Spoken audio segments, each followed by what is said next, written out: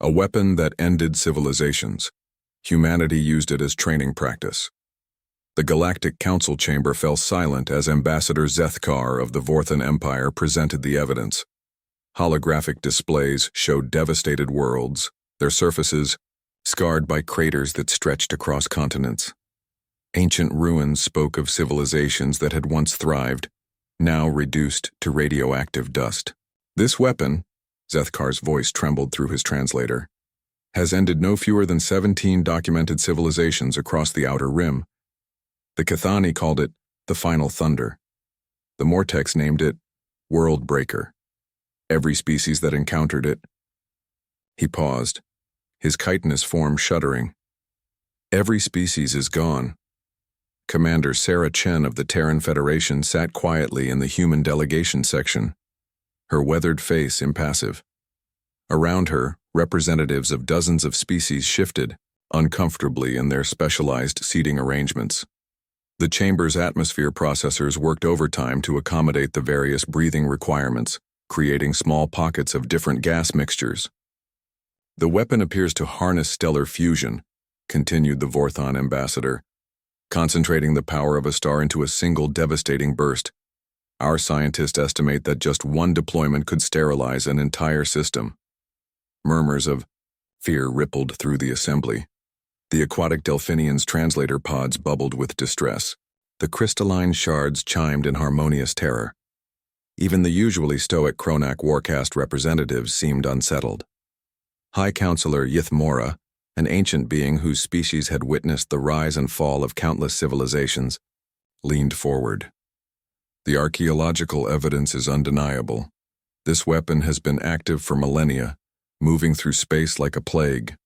We must establish protocols, evacuation procedures, early warning systems. The question is no longer if it will reach our territories, but when. If I may interject, Commander Chen said, standing slowly.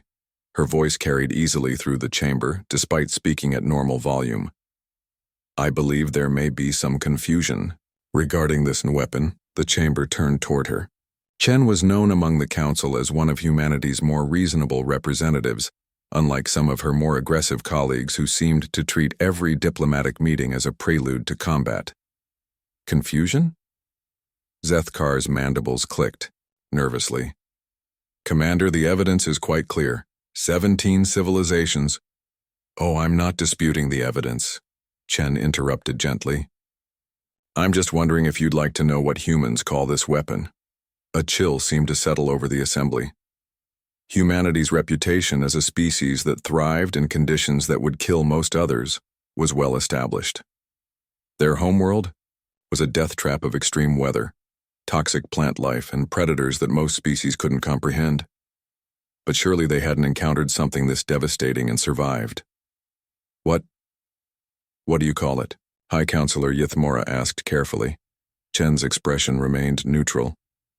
Nuclear weapons, specifically hydrogen bombs, and the weapon your people have been tracking? She gestured to the holographic displays. That's one of our old testing sites, specifically the Pacific Proving Grounds established in 1946. We used it for weapons development and training exercises. The silence that followed was absolute. Training exercises? Zethkar's voice was barely a whisper. Well, we had to make sure they worked, Chen explained matter-of-factly. Between 1946 and 1958, we detonated 67 nuclear devices there. The larger ones were in the 15 megaton range. We also had testing sites in Nevada, Kazakhstan, Australia, and several other locations. In total, Earth's nations conducted over 2,000 nuclear tests. A Delphinian representative made a sound that the translator couldn't process, a sort of aquatic choking. You tested them on your own world? High Counselor Yithmora's ancient voice cracked with disbelief. Where else would we test them? Chen asked, genuinely puzzled by the question. We needed to understand yield ratios, fallout patterns, delivery systems. You can't just build planet killers without proper quality assurance. The shard's harmonic frequency shifted to what their species considered a minor key of existential dread. But the radiation, Zethkar protested weakly. The fallout. How did your species survive contaminating your own biosphere? Chen shrugged. We got better at it. Cleaner bombs, underground testing, better safety protocols. Though I'll admit the early days were a bit messy. We irradiated a few fishing boats, displaced some island populations. Growing pains, you know? A junior aide from the Kronak delegation stood abruptly.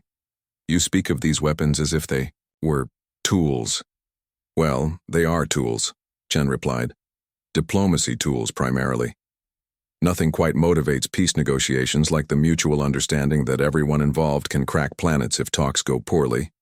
We call it mutually assured destruction. Worked pretty well for preventing large-scale conflicts. Prevented conflicts? The Kronak aide's voice rose to a roar. You possess world-ending weapons and this prevented wars? Mostly, Chen nodded. Oh, we still had smaller conflicts. Proxy wars, regional disputes, the occasional civil war. But nothing on the scale of our first two world wars. Amazing what a little perspective can do. High Counselor Yuthamura slowly lowered himself back into his chair, a motion that suggested the weight of eons. Commander Chen, how many of these weapons does humanity currently possess? Chen consulted a small device on her wrist. Active. Warheads somewhere around 13,000 last I checked, though the numbers fluctuate depending on disarmament treaties and modernization programs. The number hung in the air like a death sentence. 13,000, Zethkar repeated numbly. Give or take, Chen confirmed. Most of them are smaller than our old test shots, though. More efficient designs. We've gotten quite good at maximizing destruction while minimizing materials usage. Engineering optimization, really. A moment passed where the only sound was the hum of the atmosphere. Processors. I have a question, said the Delphinian representative, their voice barely above a whisper. If you possess such weapons, why haven't you used them to conquer the galaxy? Chen looked genuinely surprised by the question. Why would we want to conquer the galaxy? That sounds like a tremendous amount of paperwork. She paused, considering.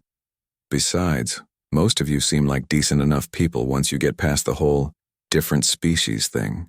We prefer trading to conquering. Much better profit margins and significantly less radiation cleanup. The commander looked around the stunned assembly. Was there something else you needed to discuss? Because I should mention, we're planning to conduct some training exercises next month near the Kepler system. Just conventional weapons this time. Plasma cannons, kinetic bombardment, that sort of thing. But we'll send out the standard navigation warnings. As she sat back down, Commander Chen couldn't help but notice that several species representatives were frantically updating their files on humanity. She made a mental note to recommend additional cultural exchange programs. After all, it was important that their galactic neighbors understood that humans were a peaceful species. They just happened to practice with planet killers.